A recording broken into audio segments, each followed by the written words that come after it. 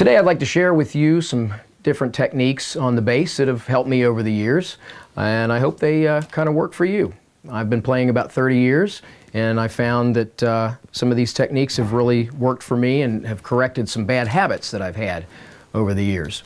So, with that said, I see a lot of younger players doing the slap technique, and they tend to slap over the pickup, and I'm not really sure, and they have this kind of sloppy this thing going on. They got their fingers flailing down here, so it's kind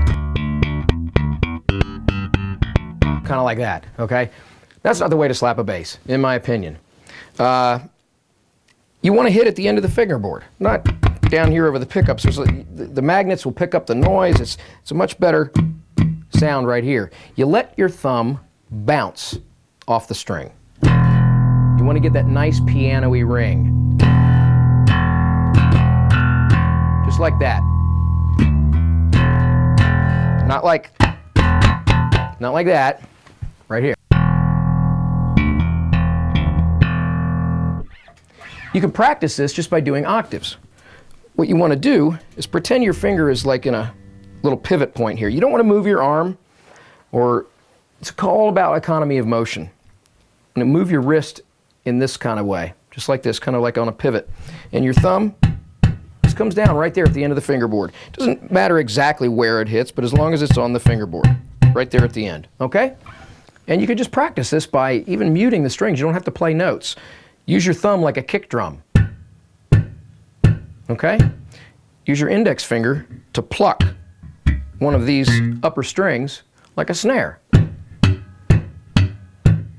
And then start changing the rhythm. Okay? And then you add notes into it.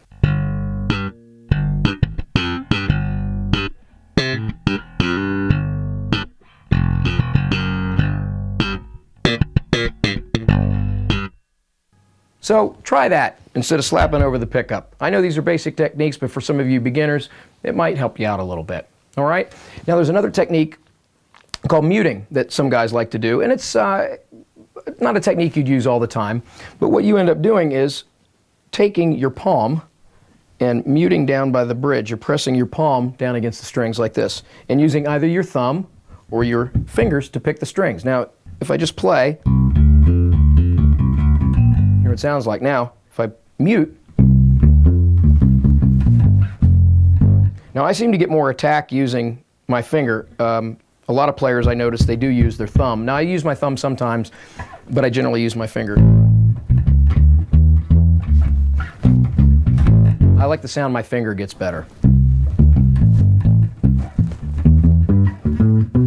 I seem to have more control. Now, if you have more control, perhaps you have a longer thumb. If you have more luck doing that, that's fine too. But muting, it's kind of a cool thing to do sometimes. It's good for reggae.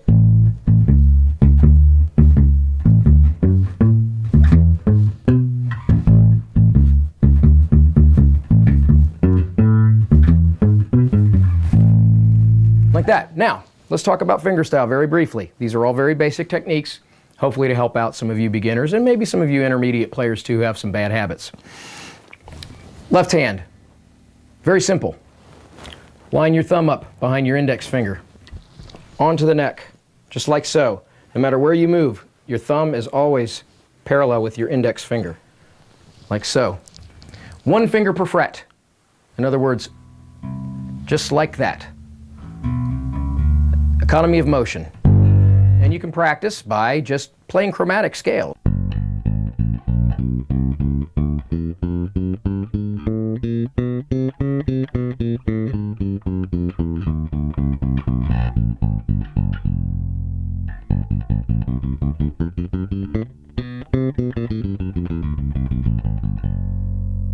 And over here, you want to just alternate your fingers. Doesn't matter which one you start with, but make sure you alternate them.